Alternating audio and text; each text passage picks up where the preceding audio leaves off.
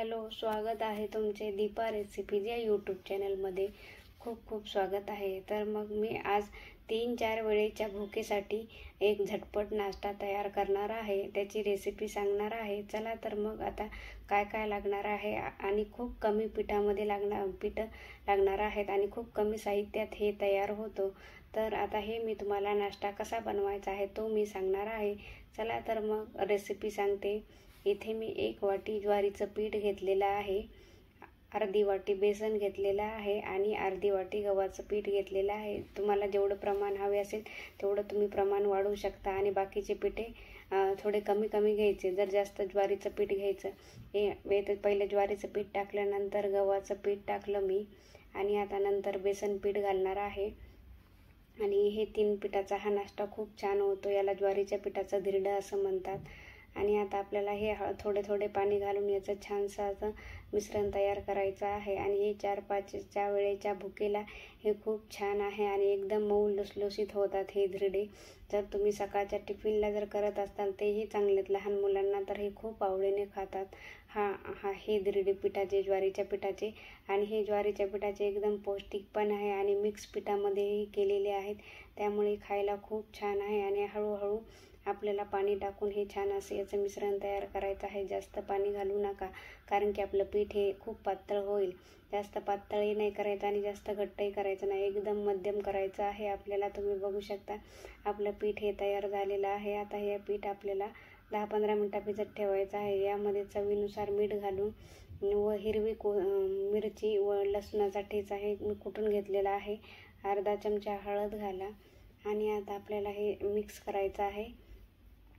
त्याच चमच्याच्या मदतीने हे छान असं मिक्स करून घ्या मिश्रणामध्ये. हिरवी मिरची जर तुम्हाला हिरवी मिरची टाकायची नसेल तर तुम्ही तेही स्किप करू शकता. आणि आता आपल्याला हे मिश्रण 10 ते 15 मिनटाकरता भिजत ठेवायचं आहे. आता चला तर मग आता गॅसवर मी एक तवा गरम करायला ठेवला होता व त्यावर आता तेल किंवा तूप किंवा बटरही लावू शकता. इथे मी घरच्या गाईचे बनवलेले साजूक तूप वापरलेले आहे. मी तुपाचा जास्त वापर करते, तेल खूप कमी वापरते.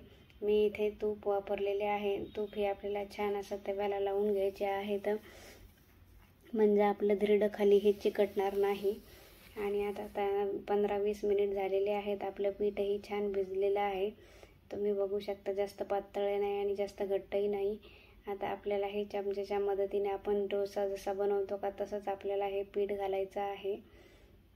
आणि आता मी अजून 1 चमचा घेणार आहे व चमच्याच्या हलक्या हाताने आपल्याला हे थोडंसं पसरवायचं आहे, जास्त पसरवायचं नाही डोश्यासारखं.